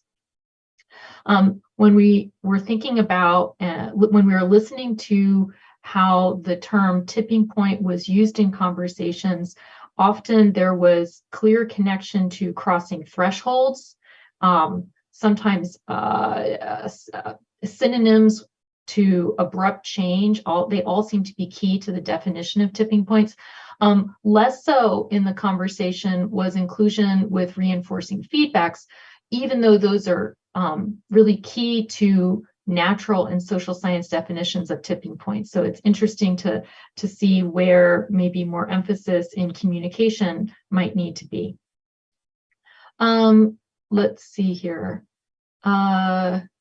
Yes, and that relates also to sometimes there is the challenge that when we talk about abrupt change and might equate that with tipping points, abrupt means something very different depending upon what scale or scope that we're talking about. You know, decades to centuries would be abrupt in a geologic sense, but in a socioeconomic time frame, weeks, months, or years is abrupt. So a challenge of scaling. Also, that was a pretty interesting point that there was limited literature on how the term tipping points or other related terms like inevitable or things just in the news, atmospheric river, bomb cyclone, things like that, how these affect public understanding and the attention grabbing benefits, but also then maybe the misunderstanding of what this means or what the implications are. So this kind of ties into communication and making sure we're providing meaning and how we frame research on tipping points. Finally, a point about meaning and helping others understand the meaning of tipping points.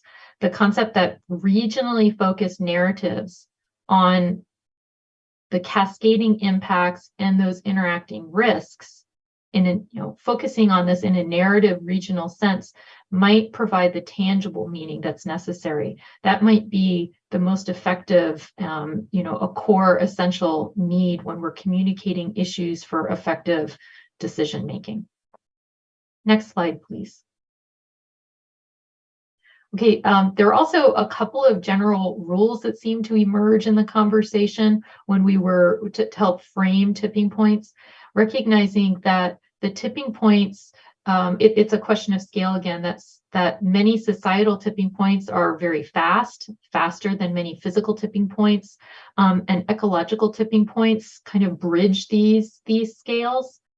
Another general observation was that physical and chemical processes many times have direct or maybe more accurate linear relationships.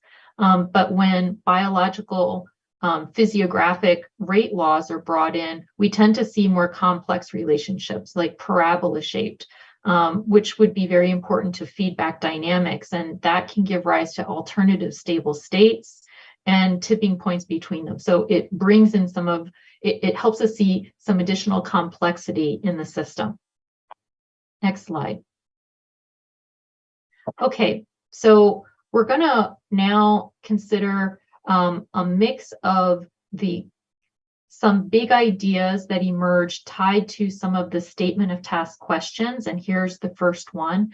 And we'll also look at some high-level themes or groupings of ideas that were specific to the structure of our workshop. And in this case, this first one, it kind of serves both. On our first day of our workshop, one of the things that we were wanting to learn about was the benefits. What do we learn? What do we gain from the historical analysis of past physical and social tipping points and how that can help inform the future. And a big takeaway was that conducting tipping points research both at and across scales is very important. Different scales provide unique, valuable lenses. And we have two examples of this kind of at the two ends of the spectrum, that it is only through the paleo record, the paleo proxy record, that we can get actual past natural kind of experiments or observations that we have for projections for how the system works when people were not part of it. So how does that natural system work? And the only way we can get that is from the paleo record. At the other end of this, we can think about historical records from the time that people have been part of the system, from ancient at least in large population sense, from times of establishment of ancient civilizations to the very, very recent past and in the last decades and centuries. Those provide the necessary window to consider the human system risk assessment, the impact of tipping points and exposure of people. But then that also raised a question, some of the committee members recognized this, a question if the social system dynamics in the very recent past, in modern times, have changed so fundamentally that it puts some limits on what we can take from knowledge of past human systems to our current system, our current situation. Next slide, please. Okay, so we have a couple of slides focusing on one of our other guiding questions in our statement of task, which focuses on key outstanding research questions on physical and social tipping points, the risks and the impacts. So we have two slides, and so these, as you can see, most are not posed in a question format. So just like in our pre-workshop poll, really what we're seeing are some general themes that questions could be built around. Okay, so one big theme for future research is the need to focus on integration of natural and social processes and elements, recognizing that for one, there are many unknowns of the social impact of the physical tipping points, of those natural system tipping points. So we have to better understand nonlinear changes and the impact on people. Also connected to integration is in moving forward, we need research on how to effectively model, measure, and visualize that coupling, that integration of the human and natural systems. Another key domain for future research considers interactions between tipping points and then their cascading impacts across scale. One related idea is thinking about the telecoupling of impacts across space and time, and how, while our workshop, we were guided to focus some of our discussion on the US. We want to recognize, of course, such research is needed this telecoupling research is needed across space and time because of the increasing the risk of tipping points beyond the focus of what we did today, looking at tipping points and how they can affect other regions, other countries, other continents. Okay, so integration, interactions are really important, but then if we think a little more defined within traditional fields, there's still so much to learn just about the physical tipping points, the tipping points in the natural world. There was an eye-catching question on Tuesday, on our first day of our workshop, that I think Tim answered. Just putting up a ballpark, like how much do we really already know? Like, are we done with trying to understand how the natural system works and the tipping points within it? And it's like, no, there's still so much more to learn. We're probably not even up to 50% understanding of the physical tipping points. Next slide. continuing this same question, thinking about directions for future research, key outstanding research domains that questions could be built around. A moment ago, I just mentioned specifically the physical tipping points. Now let's consider the social tipping points. And many are not well known or well understood. So there's great work in this field, but there's so much more that needs to be done. And then the understanding of these in relationship to the natural system.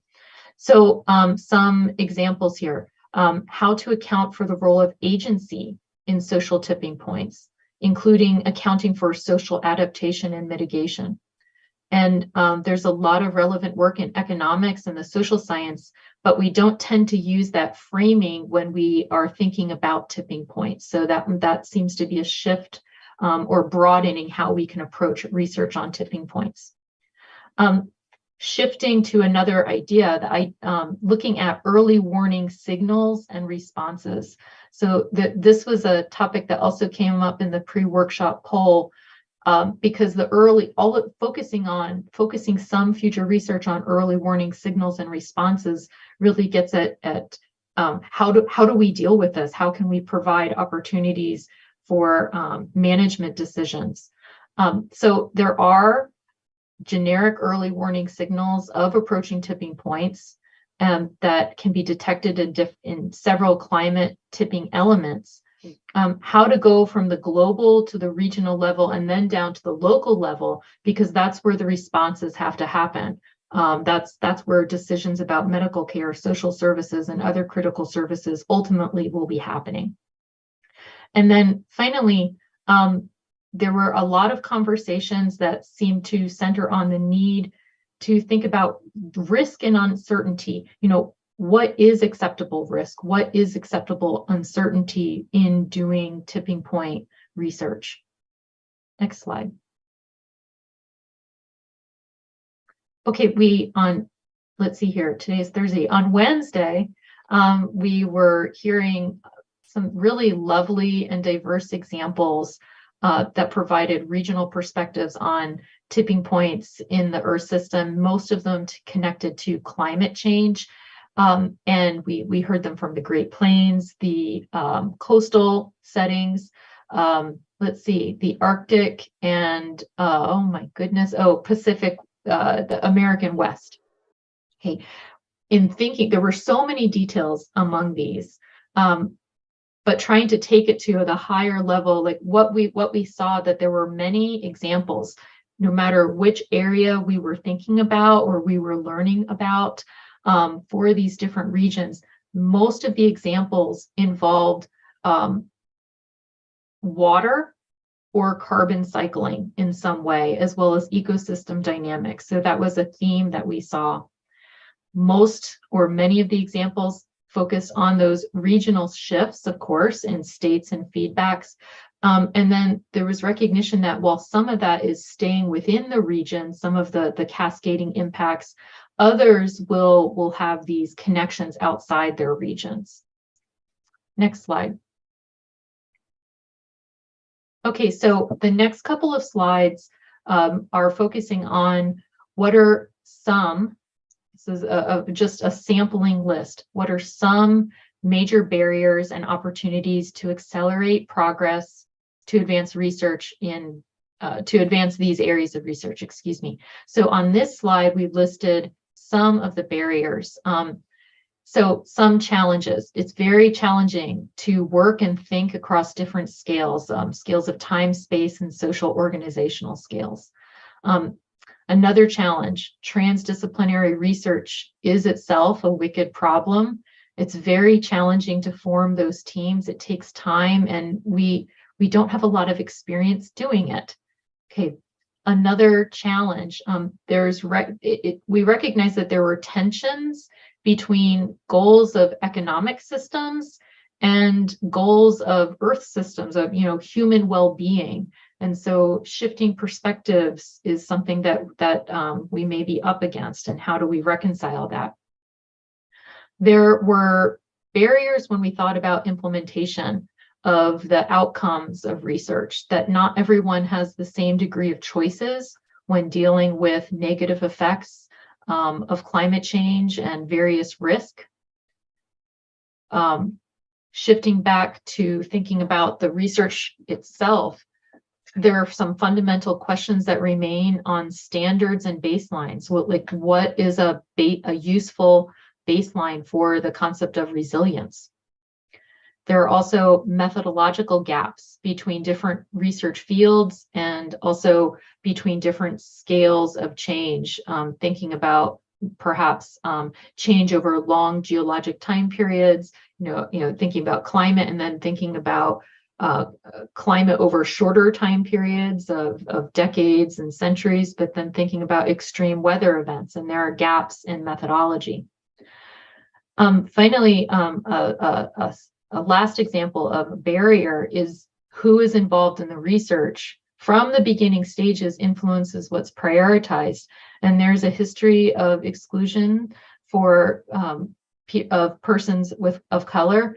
And there's also the challenge of possible stakeholder fatigue, that as we've become more aware of the need of flaws and how we've approached research in the past, and we're turning to our community members, being overtapped, that's a very real thing. It's a practical challenge right now. Next slide. So then we can think about opportunities. And so the two examples that are in the top row of this table both talk about extreme weather events.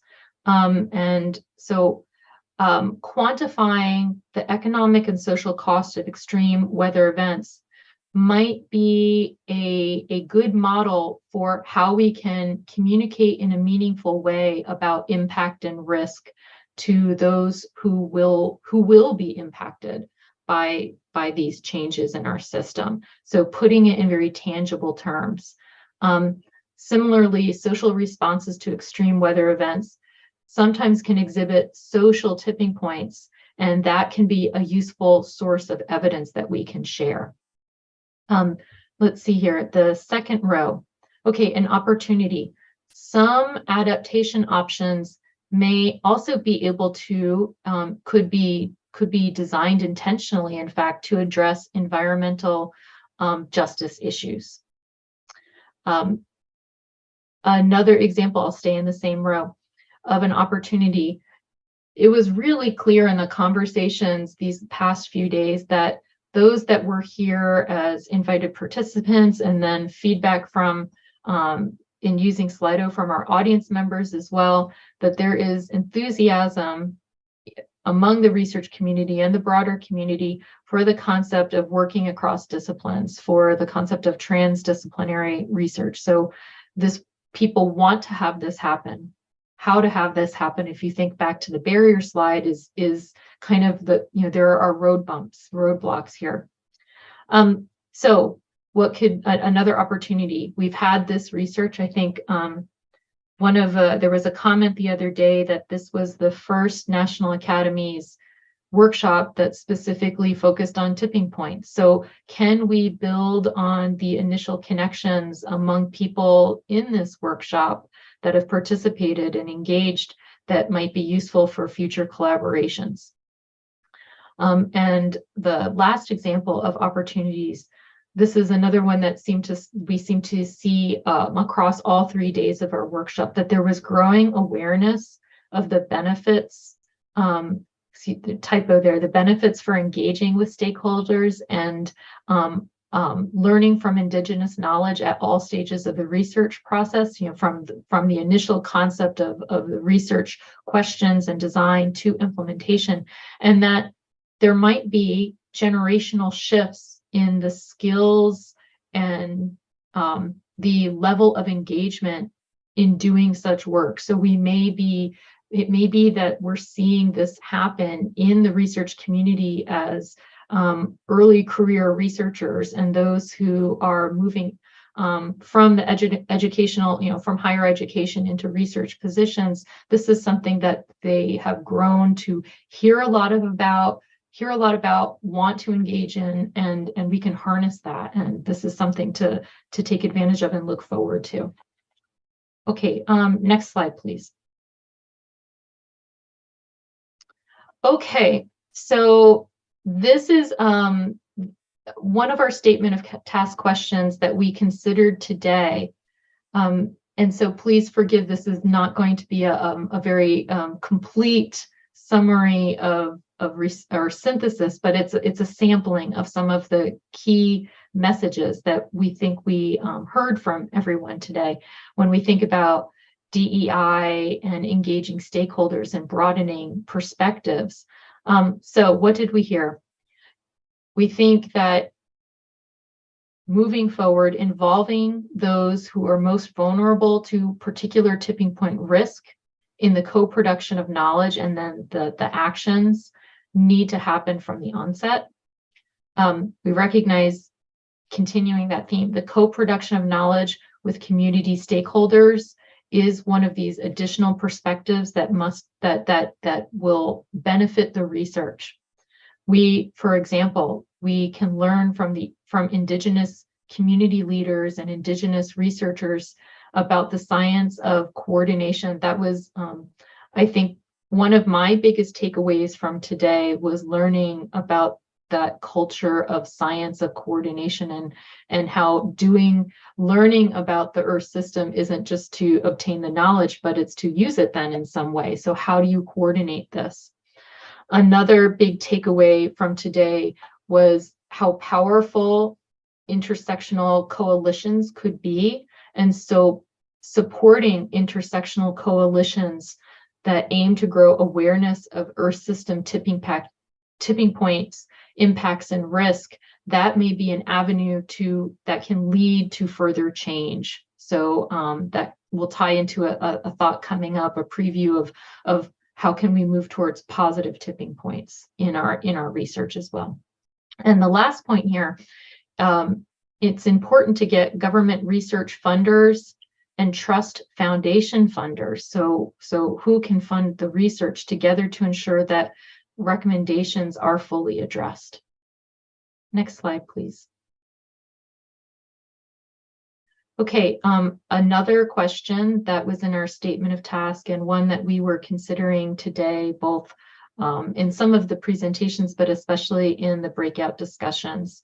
How can advances across natural, social, computational, and engineering sciences, and we've highlighted a couple of phrases here, how can that integration happen? And how can that integration help build practical understanding of this research domain of tipping points, cascading impacts, and interacting risk? Okay, so how can this happen? Well, I think it's going to have to happen. It will have to happen by providing incentives for, or maybe some ways of enforcement for transdisciplinary research collaborations when the research problem demands it. Not all research problems require transdisciplinary research, but much of what we've talked about in the last few days certainly benefits from it. So how can that be incentivized and or enforced in the sense of changing expectations of the research community? In thinking about practical understanding, for practical understanding, it's going to be important to engage non-scientists and non-academics from the start in co-production of knowledge that can help enact change. If we think about those who were able to engage with our workshop these past several days, it was dominated by researchers in a wide range of academic fields, but from academia. So branching out further is going to be important to that integration and then building practical understanding. Something that we heard today, especially today, I would say, was thinking about the need or ways to ensure robust means for monitoring and assessing research that is solution science research. So when research of that type is done, there has to be very important is how do we know that it's doing a good job that it's set out to do? So monitoring and assessing that type of research, especially on early projects that may be then later scaled up and adapted or adopted for other locations, that quality control type of research must also happen. And then thinking about building practical understanding, the concept of drawing on communication science research, that could be very important for practical understanding, because the practical sense means that the knowledge has to be accessible, and it has to be effectively communicated. And scientists are not always skilled in those areas. So we should draw on these other, we should draw on social science fields and apply that communication science research to how we can build those practical understandings in the broadest sense across the science fields, but also across stakeholder and decision maker communities. Next slide, please. Okay, another question that was discussed today was thinking about the new capabilities across a wide range of areas, computational, experimental, organizational, and so on, how new capabilities would lead to transformational advances in the understanding and prediction of tipping points, cascading impacts, and interacting risk. And so we have 4 example domains here. Organizational, that we recognize there's a need, a need for connecting people in ways that are efficient and effective for sharing ideas among people that don't normally talk to one another. So that would help move research forward. One example is funding at different scales that can support this. The example we heard earlier today in the report out, the role that planning grants can play in connecting people. And that's an early stage process of connecting people. But through the research process, as the research expands and grows, connecting across institutions is also going to be very important. And that could be at a higher research funding level. There needs to be conceptual capabilities conceptual capabilities and system visualizations to connect social and natural science processes and factors. This came up a little earlier in the synthesis, thinking about tipping point storylines and how that can be very effective. I think the most recent IPCC report uses some storylines to communicate, and that might be a way to help transform how we do the research and how that is communicated. Computational capabilities. An example that could be transformational is the application of AI and machine learning to improve tipping point modeling, prediction, and coming back again to that theme of early warning. And then the fourth theme in the area of new capabilities is thinking about observational capabilities, making better use of existing remote sensing data and deploying new remote sensing capabilities where needed, developing new proxies for the geologic past, for tipping point properties, and tracking that through geologic time. Next slide. Okay, 1 second. Okay, I think it's 2 more, this slide and perhaps 1 more where we'll wrap it up here. So thinking forward, thinking next steps, we wanted to outline some possible framing or opportunities that could propel research forward. Okay, we have a few of these. So this slide and the next slide. One is to design ways for connecting across disciplines and with stakeholder groups to further develop that concept of critical awareness that was introduced in day 1 of perspectives and approaches to tipping point research. Those connections need to consider social science theories and findings on how to build transdisciplinary research teams, and looking for ways, finding ways to expand the tent of individuals that have historically not been included in climate science and policy movements related to tipping points, cascading, impacts and interacting risks. So that has to be overcome. How do we expand the tent? Another theme that emerged, especially yesterday on Wednesday, that might help propel research forward is if we were to elevate regional integrated systems for framing tipping point research. So the regional level may be a useful scale because of regional variability in boundary conditions, impacts, and risk. And a very practical way forward may be consideration of the development of regional centers for such research, because these could serve as nuclei for integrated transdisciplinary team-based research for bringing together natural and social scientists, engineers, and stakeholders. So that might be a very powerful scale to be working at moving forward. And our next slide. Okay, other possible framing or strategies to propel research forward. This came up several times. It is to think in terms of positive tipping points, as well as, of course, risk management of negative tipping points. The risk opportunity analysis of tipping points. One way to think about this, one provocative question is, can we deliberately trigger tipping points that might lead to desirable changes in nature and society? What are the opportunities and risks of doing so?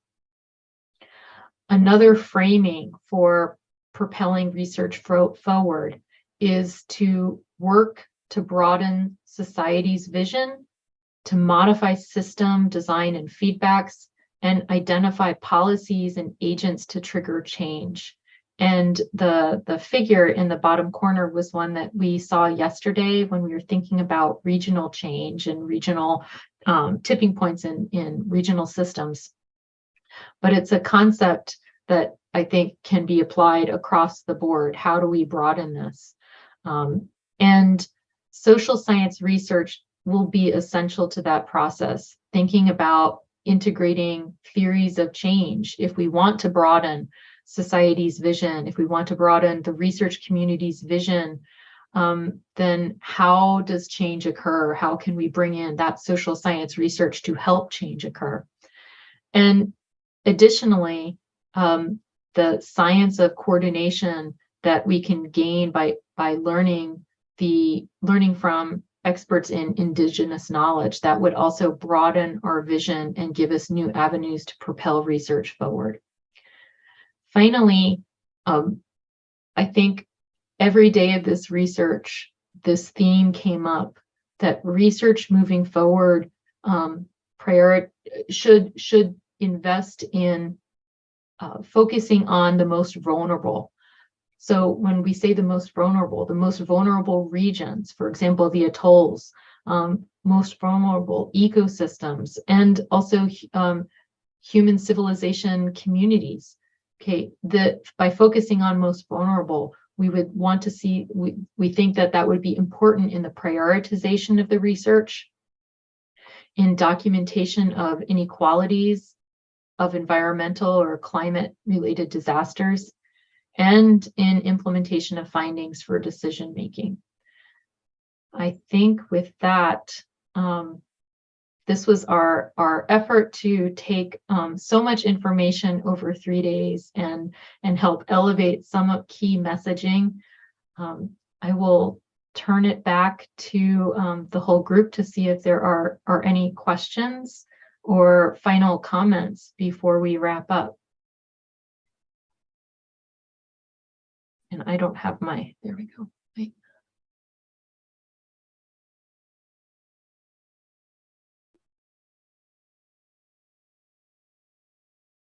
Well, thank you for, please, I see a question. Go ahead. I don't know. Yes. Hi. Jared. My name is Jerry Hush, and first of all, I'm a sociologist, so I really want to thank you for the emphasis of social science research, because this has been a huge issue. I'd like to, I don't know whether you want it, but I think it's important that we talk about that complexity be in here somewhere, that the recognition that all of the work that we've been talking about and what we've been doing really necessitates a recognition of not only systems, but complex systems. And I think that's a really important point that needs to be continually talked about, because it's easy to say systems, but it's much more difficult to get people to understand the difference between a systems analysis and a complex systems analysis. And I think coming out of this tipping point, the critical aspect is that this is complex. And people say, oh, you're so complicated. And I go, I'm not complicated. It is complex. And there's a really big difference between those terms. So I just want to put that in so it's not lost. Thank you for this, days. I'm glad thank you for bringing that up. What's really helpful is bringing up all of these different points allow us to make sure there's integration in our workshop report, which then can be shared more broadly than those who had the opportunity to be with us these last few days. So thank you.